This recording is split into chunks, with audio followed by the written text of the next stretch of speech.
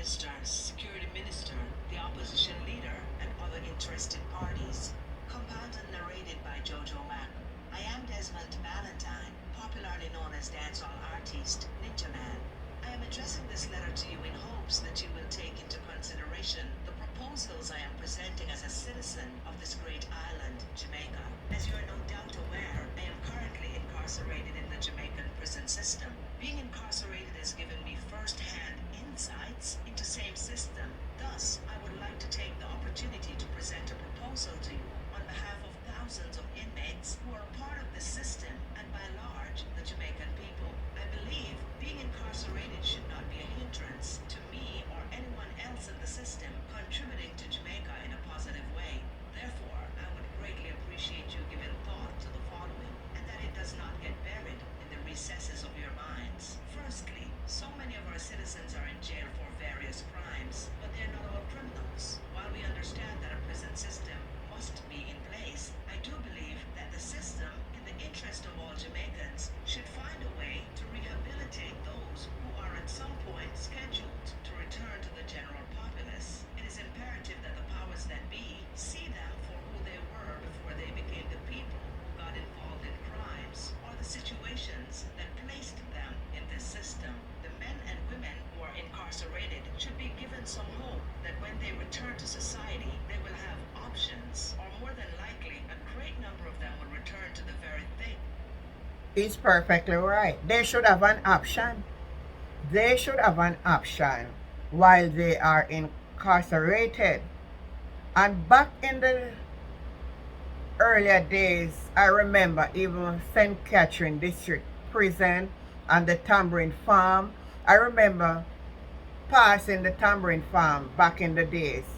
And they used to plant, there was a huge vegetation, if any of you will remember that. I remember back in the days, prisoners used to make caskets. Lord, you see, we are not thinking as a people. We are not thinking as a people.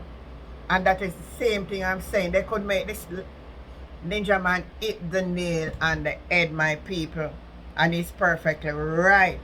Continue to listen to what he continues to say. Thing that got them locked up in the first place, maybe worse. When a man or woman loses all sense of hope for self-reliance, their mental state is no longer normal. The need for survival is Exactly. what will prompt them. Therefore, the general populace will no doubt be at risk. Exactly. If a system is put into place to counteract these potential outcomes, everyone involved will be able to breathe a lot easier. When melancholy sets in, no one knows where the axe will fall. The only thing we can be sure of is that it will. So considering the options that I am proposing to you will ultimately be in the best interest of all the citizens of Jamaica. One element that is missing from the system in Jamaica is an institution to rehabilitate those who have been incarcerated. We cannot deny that no one was born a criminal. All babies were born innocent beings. The system created criminals, whether through their upbringing or the ills of society. It is imperative that It is perfectly right.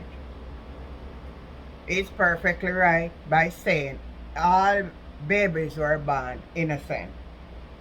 But it's what babies come around and see, you know. It's a thing following, Lord Jesus, it's a thing following the society over decades upon decades. Father do this, boy come do that, the farm gangs and all of these things. And all of these things happen. And we don't really, you know, it is sad. It is so sad. We cannot get away from people mindset and people will do. But if we can set in place some things, it will minimize what we're actually seeing at this time.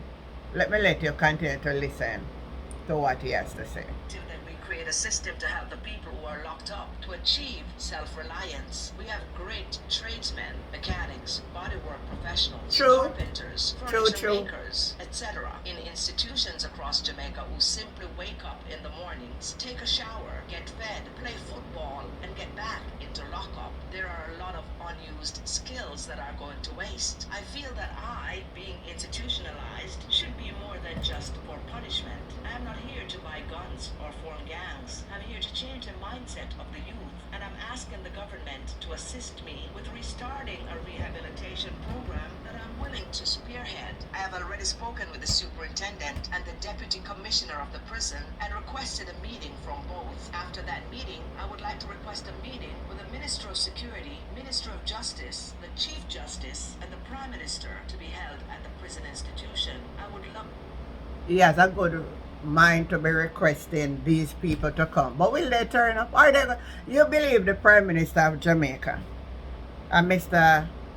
Horace Chang and all of these people will feel like say they are high above you. That's the problem in society when people think that they are high above everybody.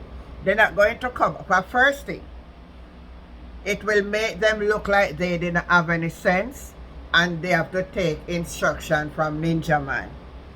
If let's say, and they would have to take instruction from Antigen. Could Antigen go because I don't have a bachelor and I'm not in the what is it should I use? You can't tell me the word I should use. In the echelons of society, I'm gonna live at Beverly Hills, I'm gonna drive Prado, I'm gonna have no professional accolades and all of that. You think them are come listen? They're not going to do it, but I wish him luck. Continue listening.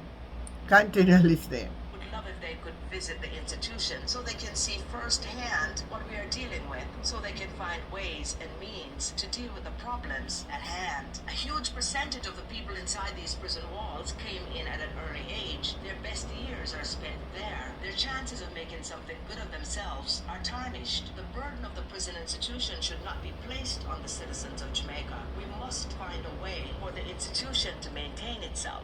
Computer classes, technician classes, mechanical, among other things, should be implemented. There are furniture makers who could make furniture. The furniture could be put on the auction block by having a yearly auction. A system could be set up where the general public can have their vehicles repaired, painted, accessorized, etc. at a cost lower than what is being offered on the outside. The prisoners involved in these work programs could benefit from a percentage of the proceeds. The greater percentage goes into an account for the institution that could be used for repairing the buildings, among other things. If the prisoner has a child, a portion of that could go to that child, and a small percentage goes in an account for that prisoner, so when he leaves the institution, he will have something to give him a new start, thus reducing the risk of him going back into society penniless and resorting to crimes in order to survive. Jamaican people are very ambitious. If a man spent 10 or 15 years in prison, when he returns to the general population, he will see his peers advanced with homes and vehicles and income, while he has to start from scratch. If he gets a chance to improve on his skills while institutionalized and be able to have funds set aside for him for the work he did, it will give him an opportunity to move forward without having to commit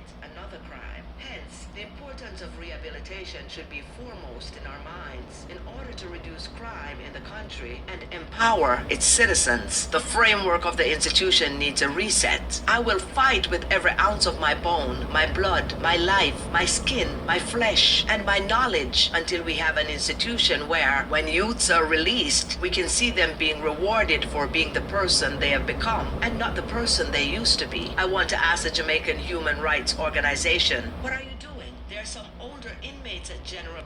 Let me address this, my people. He couldn't have penned it any better. I have been saying it, I've saying it on this platform before. I have saying it. What are these people up in Parliament thinking, sitting up in the boat? See, our restaurant, see me?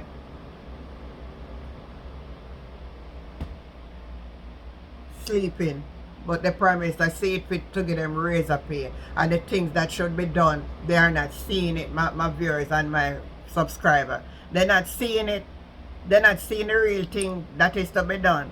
General Penitentiary, a greater percentage of them are so old and they're sick and shaking, needing medical attention. They can no longer be a menace to society. They should be released from prison. Some have spent 30 or 40 years locked up and need medical attention. The General Penitentiary is overpopulated. 6 feet by 4 feet wide cells are housing 3 to 5 men at any one time. Send home these older men to their families. They're not physically or mentally...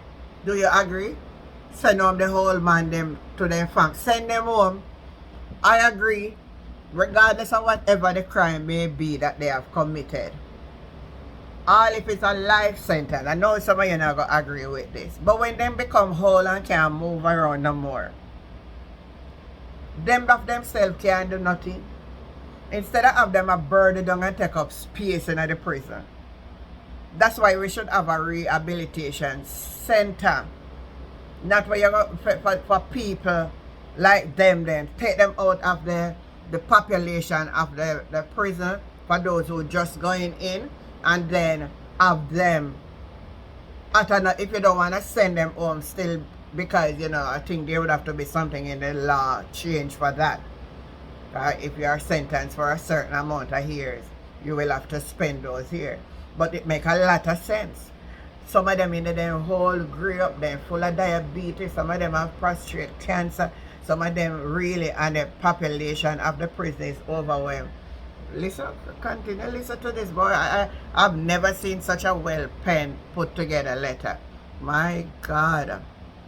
Mentally capable of resorting to any kind of crime. The human rights organization will need to step up to the plate and do their jobs effectively for the amelioration of the country in general. I am making this proposal, which will be set forth in a more professional manner for the people of Jamaica and not for any rewards. I do not expect to be praised. That's not my intent. I simply want to see Jamaica become a better place where its citizens can feel safe. In everything that we do, we can expect hiccups, but we must implement a program that will serve for the greater good. They say nothing beats a trial but a failure, but they also have another saying that if you try and fail, you should try again. We can impress upon the youth the importance of being a good citizen. In the 1980s election, which was a bloody one, I was on the front of...